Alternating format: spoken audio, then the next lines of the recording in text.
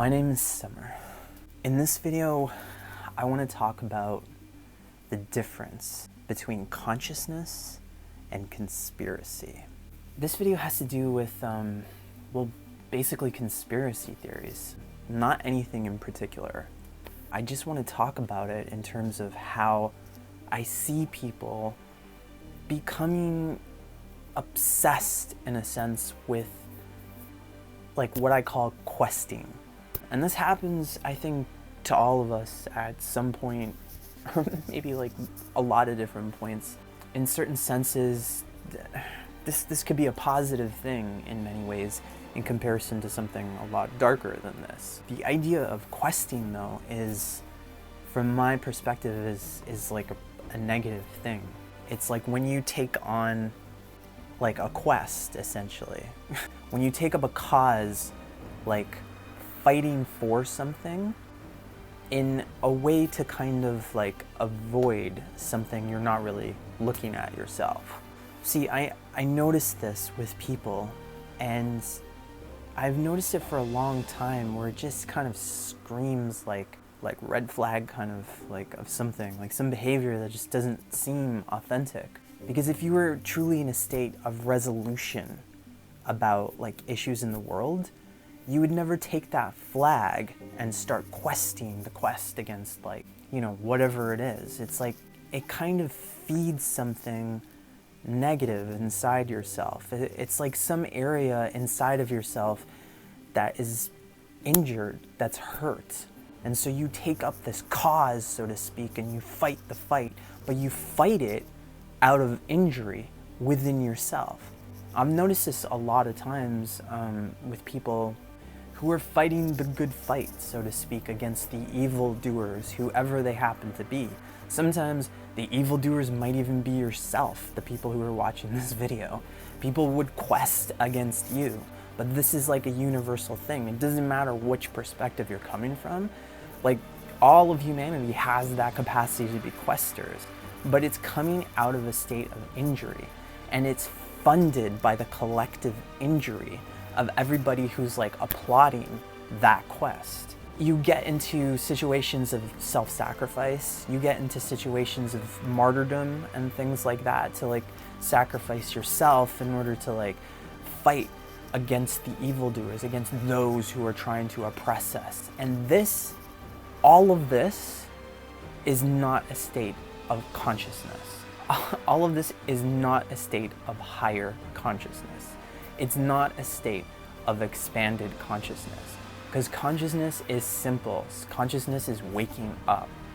It's not a fight.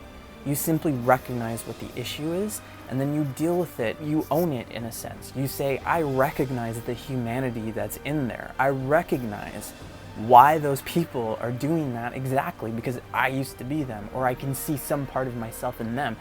If you can't see yourself in the person you're questing against, you're not really being enough human yourself. You're not really being enough compassionate yourself. You don't really have enough humanity. And if you're not enough humanity in yourself, you do not have the awareness of the power that you have to change it. Because you can't change something you don't own. If you don't own it, you can't change it.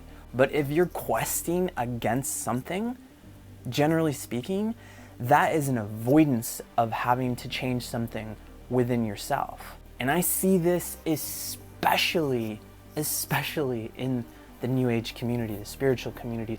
Anywhere you have like the highest moral, ethical reason to do something, you're gonna find the worst parts of humanity funding and supporting that all the time. Because I can see the comments, I can see how people are supporting it, I can see how people are kind of like looking at them like conspiracy theories about like the cabal or Satanism or the Illuminati or like whatever, the dark government, the Freemasons, the world plot to control you and torture you and get you under some corruption. All of that is coming from a perspective of not fully being awake.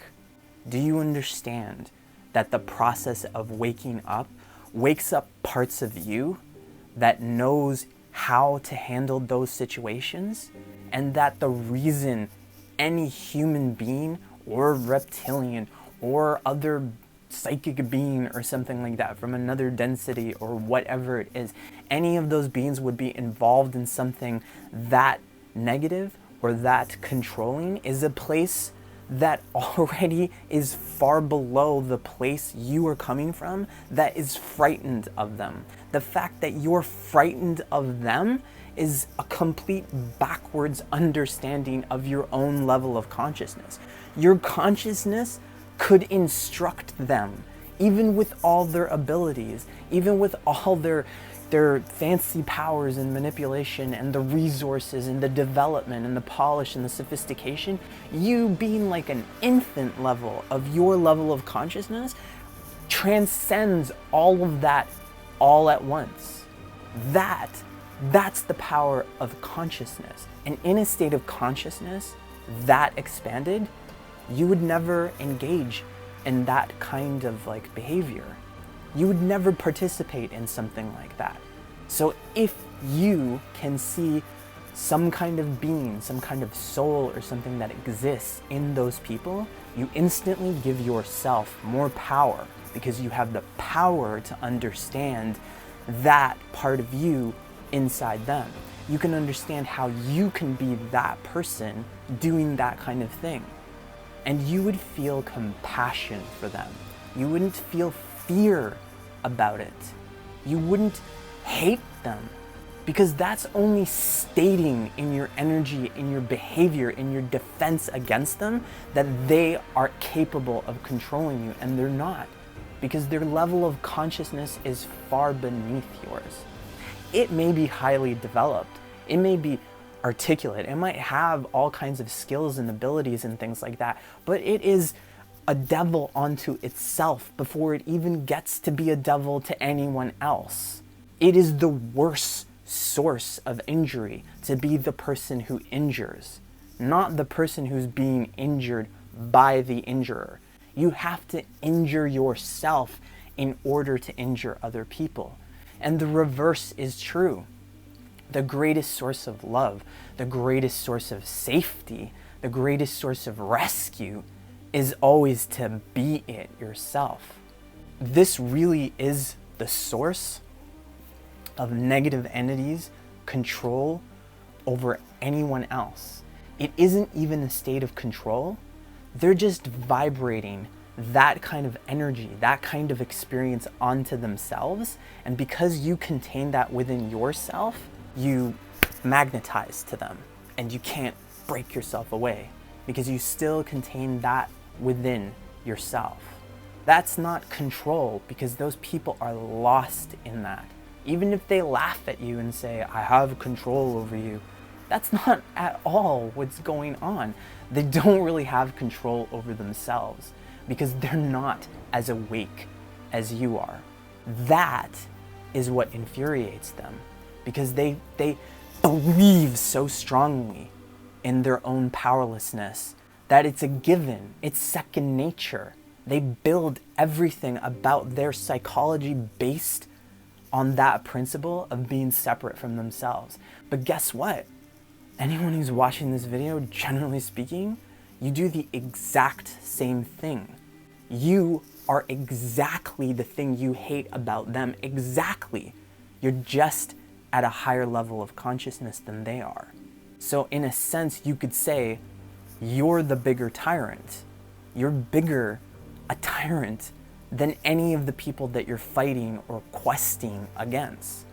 All of that fight, all of that fighting those people, not to say it can't produce some positive results, but it has to be tempered. It has to be balanced in the consciousness of what's actually going on. Because any of that questing against that, you're just running away from that inside of yourself. And it's utterly, utterly hypocritical in its very funding.